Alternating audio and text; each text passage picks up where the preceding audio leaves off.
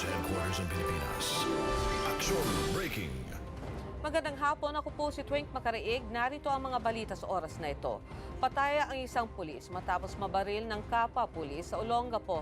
Pinaglalaroan daw ni PO1 Alexander Kiming ang baril nito nang aksidente itong pumutok at tamaan ang biktimang si PO1 Rogin Estrada. Naisugod pa sa ospital si Estrada pero idineklara ring dead on arrival. Napag-alaman naman na suspendido rin sa serbisyo ang suspect at walang dokumento ang baril na nakapatay sa biktima.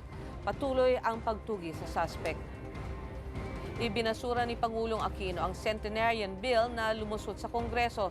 Sa ilalim ng panukalang batas, bibigyan ng 100,000 peso birthday gift at 75% discount sa mga bilihan ang mga centenarian. Pero hirit ni Deputy Presidential Spokesperson Abigail Valte, maganda man ang intensyon nito ay posible namang malugi ang mga negosyo dahil sa panukalang batas. Payo ni Valte sa mga kongresista, isama sa panukala ang tax reduction para sa mga establishmentong magbibigay ng discount.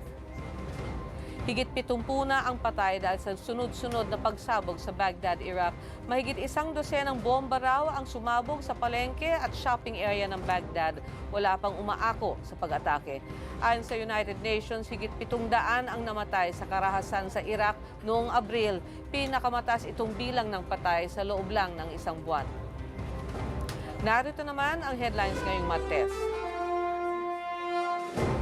38 party list na nagwagi sa eleksyon na iproklama na ng COMELEC.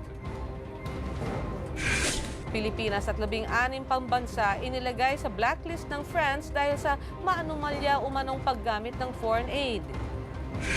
Video ng pamamaril ng Coast Guard sa Taiwanese vessel noong May 9, ipinanood sa Taiwanese investigators. NBI team bibisitahin naman ang kaanak ng napatay na mangingisda sa Taiwan.